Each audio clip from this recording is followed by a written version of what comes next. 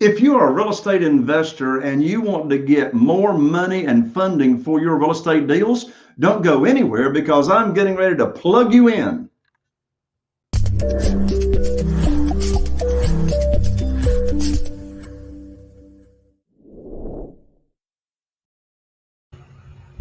Well, hello there. Welcome to Real Estate Investing with Jay Conner. I'm Jay Conner, known as the Private Money Authority, and I want to welcome you to another episode. If you're brand new, a very special welcome to you. Here on the show, we talk about all things real estate investing, from finding deals to getting your deals funded, to automating your business, to selling houses fast. We talk about single family houses, commercial deals, self-storage, land, you name it.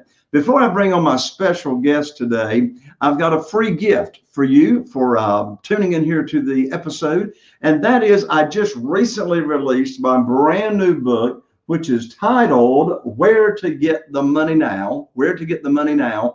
And the subtitle is How and Where to Get Money for Your Real Estate Deals Without Relying on Traditional or Hard Money Lenders. So you can either go to Amazon and get it and pay $20, or you can get it from me for free. So I've got a special website for you to go to after the show. It's www.jayconner.com/book. Now, I am going to be totally transparent. I am going to ask you to cover a couple of bucks for shipping and handling, but the book is free. I think you'll get a lot out of it. Well, if you've been tuning into the show for any length of time, you know that I have amazing guests that come here onto the show. And by the way, if you are tuning in on YouTube or Facebook or whatever for this live episode, you're welcome to type in any comments or any questions in the chat for either myself or my special guest. Well, my special guest today is a native of Ohio, currently lives in Germantown, Ohio, with his wife of 17 years. They have 4 wonderful children. Well, he started in the real estate investing business all the way back in 1994 after going through bankruptcy. Well, he began in the real estate investing business by wholesaling properties. Then he merged into fix and flips. Well, since that time, he's been involved in over 1,500 deals, including fix and flips of single and multifamily rentals and commercial properties as well. He soon realized there's a big difference between just being in real estate investing and actually running a real business. So after multiple failures, millions of dollars in mistakes, and through personal tragedy, he was able to now build a true scalable real estate investing business. He now works as the CEO of his real estate investing business, but is operationally totally removed from the business as a whole. He does a very, very high volume of wholesale deals, which are all done virtually. He now spends his time helping others learn the real estate investing business, teaches them how to build and scale businesses, and shows them how to master their acquisition skills. And with that, I'm so excited to welcome to the show my good friend, fellow mastermind member, Mr. Jerry Green. Hello, Jerry. Welcome to the show. Hey, what is up? What is up, my man? So thank you, Jay. Thanks for letting me come on, buddy. Absolutely. I'm excited to have you on. And we have got a good number of people that are tuning in live right now. And as I just said, if they have any questions, they can type in the chat questions for you or myself. So a big shout out there to Richard and to Jenny. Thank you, Jenny, for the feedback on the book. Laurie, glad to have you. Richard Meyer as well. So everyone that's tuning in, glad to have you. Introduce yourself, say hello in the chat. So Jerry, let's start out. I mean, I want to talk about wholesaling virtual deals with you because you're an expert at that. You've done a lot of fix and flips. Of course, I've done a lot of those as well too. So we got a lot in common. But first of all, let's let everybody hear your story. What is the Jerry Green story? Well, let me, just kind of take it back a little bit, Jay, on things. As you said there, I started in the business actually in 1994. So it's going on 27 years in the business.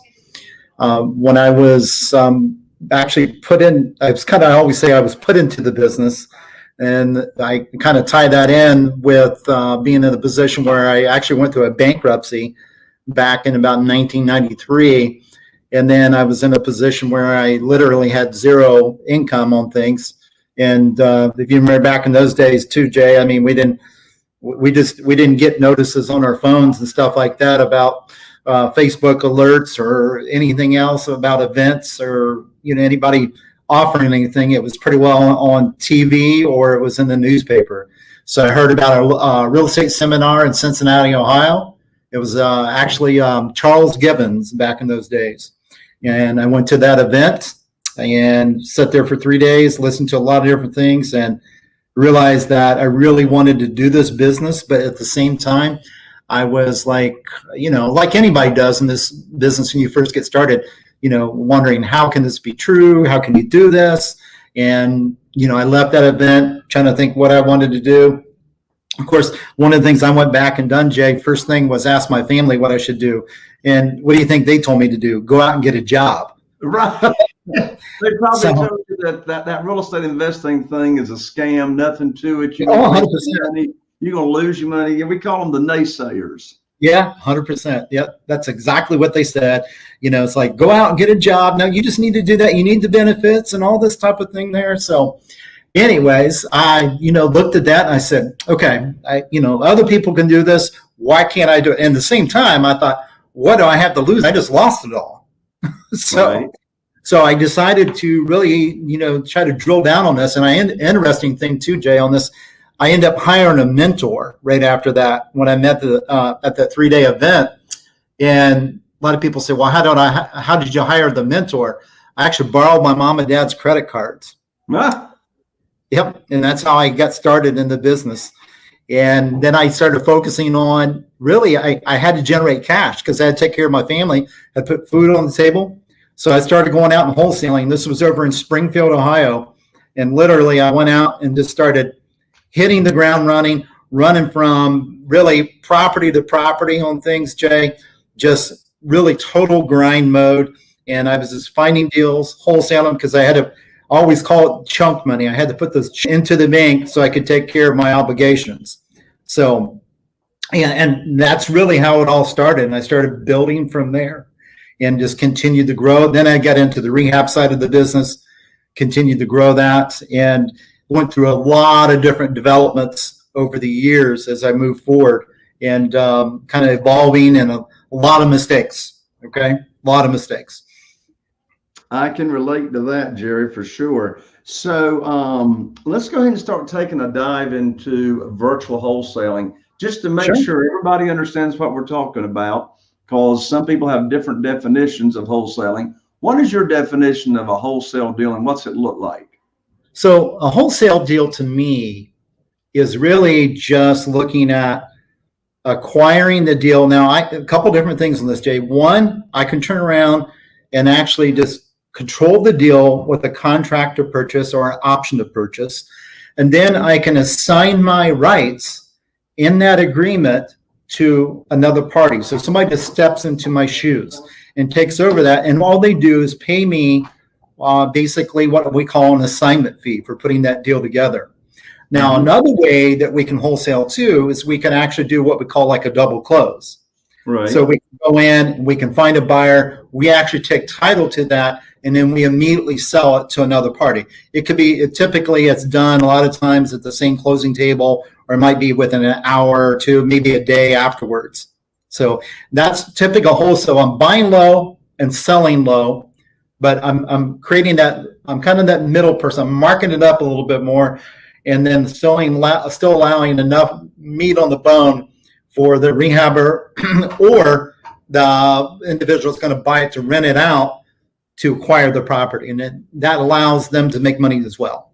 So your buyers of your wholesale deals are other real estate investors that may be a landlord, it may be a rehabber, and as you said, you're going to leave enough meat on the bone, in other words, enough profit for the other real estate investor that you're either assigning to or selling to, for them to do what we call taking the deal down and seeing it right on through to the end. Is that right?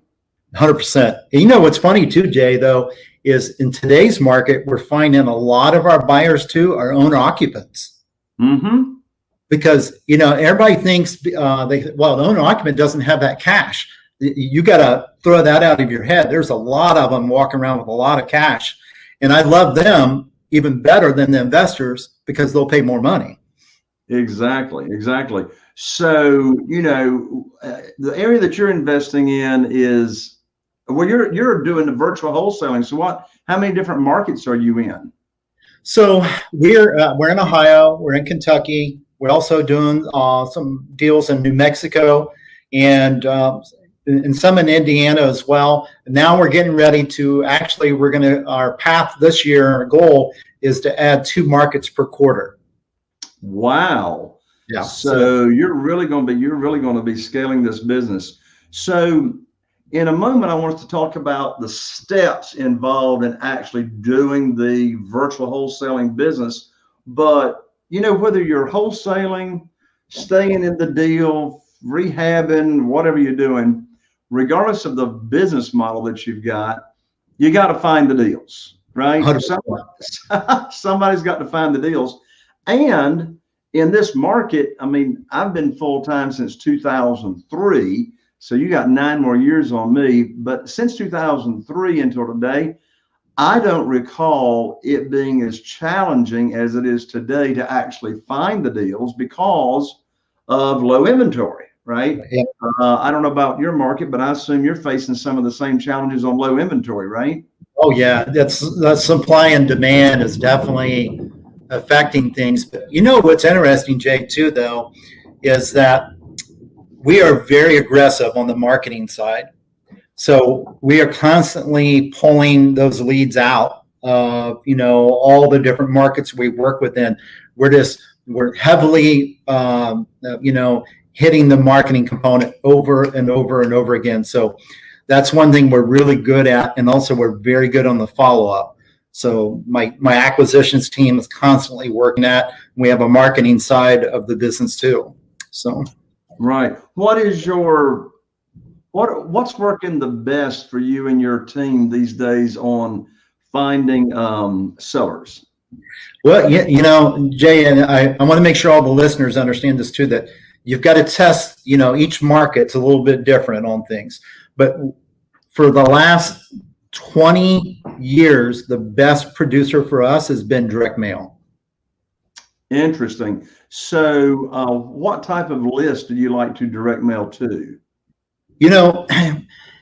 We use very simple lists. We do absentee homeowners. Okay.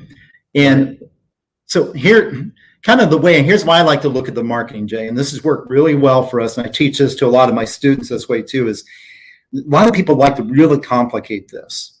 And I'm like, don't put a ton of filters on things. Keep it very basic. We do the absentee homeowners, and then that's our big bulk list. So we're hitting that every single week. Actually, we do 2 mail drops per week. So it's constantly boom, boom, boom, over and over again. And that becomes our foundational piece of marketing. So everybody has to have like their foundational piece. And then we layer on top of that. So on top of that, we'll do cold calling. And then we also do additional, like very specialty lists, probates, inherited type lists, delinquent taxes. And we do those more with letters going out. And the rest is all postcards.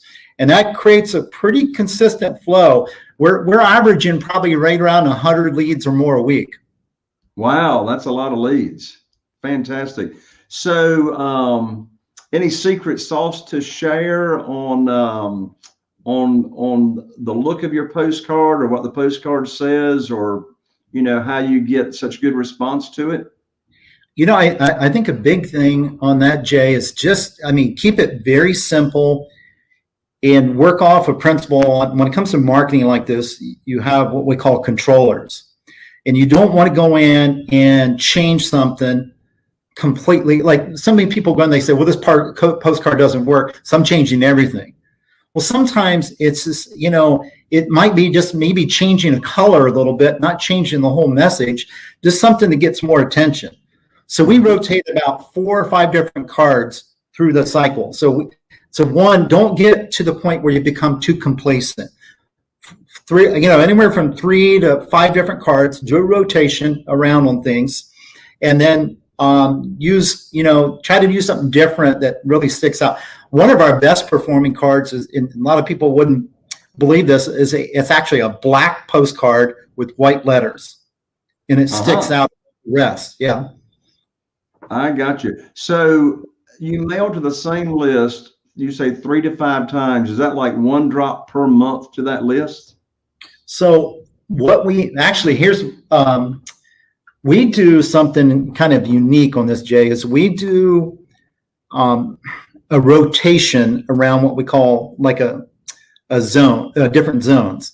So picture this, and this is great for anybody that's really just getting geared up on this. We basically go into any market, and if this is just you doing this and it's in your backyard, that's fine. You basically create that to be your farm area. And then we break that farm area up into zones. And then what we learned is we do a rotation of our mail around those zones. What I found is a lot of people, especially people that are on limited budgets on marketing, what they want to do is a lot of times, a lot of the gurus will tell them, mail the same list over and over and over and over again. Well, how do you know that list is even a performing list? And they can burn all their marketing budget. So what we do is we do a rotation around, and then that rotation method works really well because then we can see some traction, Jay, of which zone is performing. And then that becomes which one's performing the best. Then we hit a second round on that one. And then it kind of goes the same way. We're just working it like a clock like that. And it works very well. We've been doing that for over 20 years. And we have consistently stayed close to 1.5% to 2% response rate. Gotcha. So when you are direct mailing, to a market, how many would you say you need to be able to have in that market to mail to for the numbers to work? I think that you're looking at, if you can get up somewhere of a list of around, even on the small market, 15 to 20,000. Mm-hmm. That's, you can pull some deals out of that. I got you. Very good. Now, one thing that you mentioned in your bio as I was reading over that, and that is you have really mastered working with acquisitionists, finding acquisitionists, getting the acquisitionists trained. So Absolutely. How about first tell everybody what is an acquisitionist and what kind of responsibilities does an acquisitionist have? Absolutely.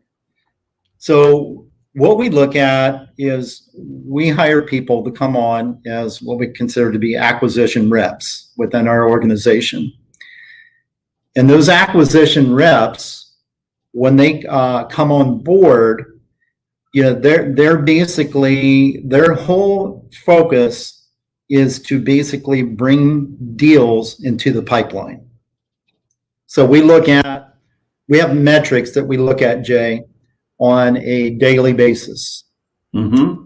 And my COO, Ashley, runs basically every morning she meets with the team on a Zoom. Right. And she gets on there and every single morning she's looking at the metrics. And what we're looking at is acquisitions. We're looking at basically the number of calls they're putting in, the number of connections they're making, and then the number of offers that they're making. And we know that we've actually dialed this in, Jay, to what we call our success formula. And our success formula, it means that if we are following a sales process, if they're following my sales process, and they've been trained in that, then they should average 1 contract out of every 5 offers. Okay. So then what we can do, Jay, is reverse engineer that, and we know based upon that what they should start looking at regarding the number of contracts per month. So It's not uncommon for us to bring in 30 contracts in a month.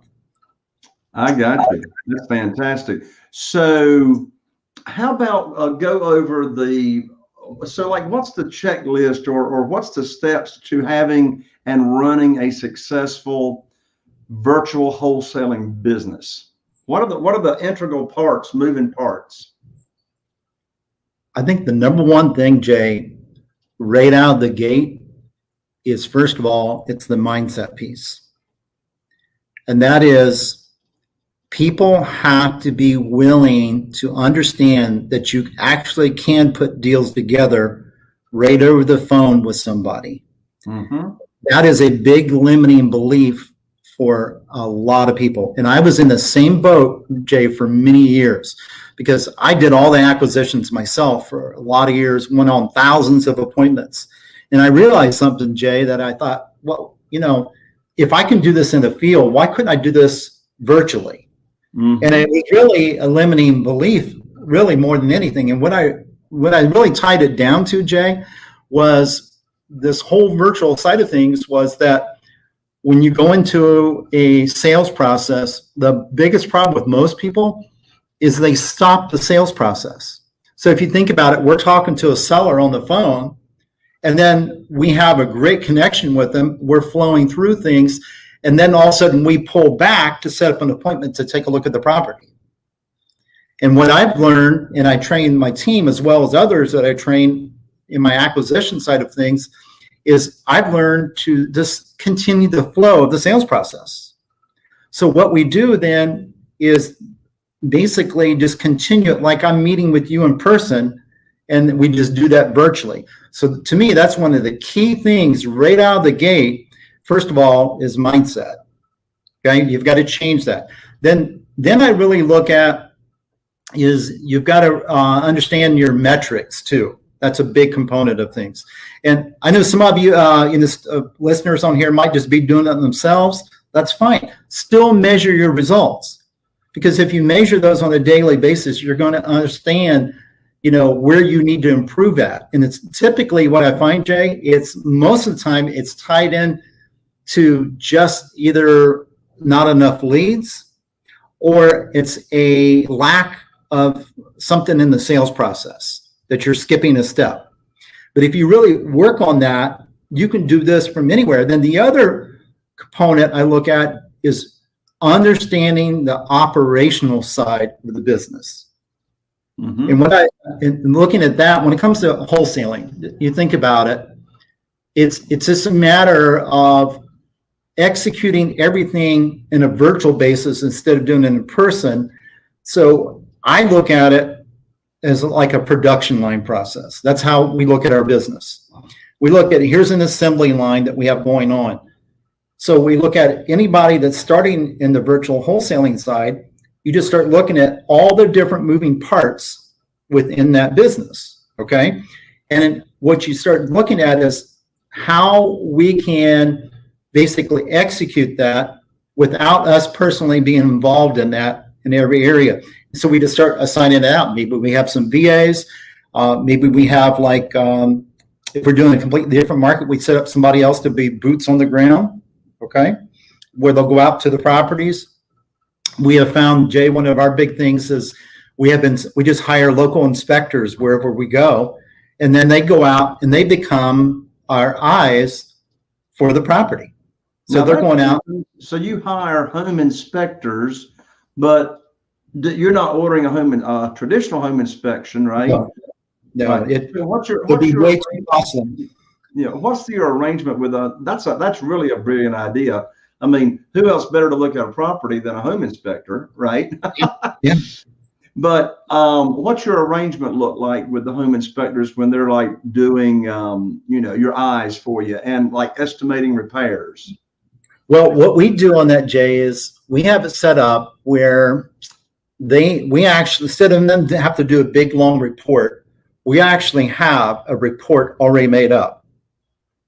And they just fill that document out. We actually have a whole inspection process that we share with our students. Like they go in, we give them the ad that they run. They actually find people that way. Then we have a little agreement with them that they sign with the inspector. And then we have a document they fill out. And we also detail in there how many pictures and what pictures to take. We require a minimum of 100 photos, and everything is just submitted electronically, and that's just done through that process over and over again. So what is your criteria? In other words, in the sales process or in the process of acquiring this property or getting it under contract or whatever, what has to happen for it to now trigger and say, okay, we need our home inspector to go look at this house? We actually do that on every single deal, Jay. Whether the numbers look like they make sense or not. Well, we have the acquisitions team has a built-in what we call range calculator into our system. Mm-hmm. So all we do is they go in, they get a lead comes in, they pull up the evaluations. So I'm talking, let's say you're the seller on the phone. I'm talking to you right now. I'm pulling up evaluations, and then all they do is plug in the number into our deal range calculator, and then it spits out a range. And as long as that deal falls in with that range, they have a green light to lock it up. And then my COO never looks at anything until it's under contract. And then if she approves it, then it goes to the next step in the production line, and an inspection is dispatched out. And those inspections, Jay, typically our average we pay on those is $75. Okay, well, you read my mind. I was gonna ask, what is the how much are you paying the home inspectors to do this report? My guess is they're probably not there at the property or the house more than 30 minutes, probably less than that, right? Yep. Typically, it's total time in and out is typically about 40 minutes. Yeah, because I was going to say it's pretty easy to determine once your home inspector understands what you're looking for. It's pretty quick to assess. Okay, does it need a roof? Does it need an HVAC? Does it need flooring? Does it need interior paint? Does it need exterior paint? Right? Yep, absolutely. And then what happens, Jay, is once that comes back in, basically that lead or that now that's a deal, it comes back in after an inspection, and then it's notified to my transaction coordinating. And then what Ashley does with the team is she does 2 or 3 deal reviews a week, and whatever's setting in the pipeline, she does a review, and each deal is reviewed within about 15 minutes. Then if it's okay, then it's pushed out to our buyers. That's awesome. Let's see here. Dan asked a question that I think you just sort of answered, and his question is, Jerry, are you using the same specifications with your inspector that he or she would have using with mortgage companies? And you just answered that. Will you really have a different report that they fill out? Yep, we keep it real simple on things. And it's not going to take nearly as long for them to fill that report out. And Jay, this works. You know, I always tell people too, it doesn't really matter if you're buying to hold, if you're buying to fix and flip. The initial part of the process is all the same. Mm-hmm. Just what your exit strategy on the other end is your decision. So exactly. And we got time for one more question before I get you, Jerry, to let everybody know how they can continue the conversation with you. And I apologize, I don't know how to pronounce the name, but the comment or question, home inspectors as a, I'm not sure, ad hoc, I'm not sure what they're saying there, can also be colleagues in separate cities for the properties outside your own geographic area. Did you understand that comment, Jerry? Well, let's see. Not really. I guess they're saying you can hire people that you already know as well, I suppose. Yeah. Oh, yeah. Look, I think people make it way too difficult on that side of things, Jay. And if you like, I'll tell you what, Jay. Here's something I'll do for you and your listeners. I'll provide you the information for the home inspector, our little package. Would you like that? Wonderful. Sure. That would be very valuable. Well, with that in mind, Jerry, for those that want to continue the conversation with you about virtual wholesaling and all that kind of stuff, and to take you up on your offer of the checklist that your home inspector uses, how can they continue the conversation with you? Well, one, they can reach out to me, guys, through my website right here that's popped up. It's thejerrygreen.com. You can go there. I do an acquisitions training, and I do what I call a systems and operations event too. In fact, I'm doing one next week here right in my office. I have actually a group of people come in. We take 2 days through a complete setup of how we do our business on a day-to-day basis and kind of complete immersion. And then the other thing that you guys can do, you can reach me on Facebook. Okay, I'm right out there, Jerry Green, right in Germantown, Ohio. So hit me up on that, or you can hit me up on Instagram too, at the Jerry Green. And for those of you that are only listening, Jerry spells his last name Green. There's no E on the end of it. Yes, no E. So Jerry Green, the Jerry Green, spelling green, Green, thejerrygreen.com. Jerry, thank you so much for coming on the show and offering the training, the free gift to everybody. Yeah, absolutely, Jay. Look, I'm always willing to help, and that's what I enjoy doing, my friend. That's awesome. Well, thanks again, Jerry, and I look forward to seeing you at one of our upcoming mastermind meetings. All right, buddy. Sounds good. All right. Well, there you have it, folks. Another episode of Real Estate Investing with Jay Conner. I'm Jay Conner, the Private Money Authority, wishing you all the best. And here is to taking your business to the next level. We'll see you on the next show.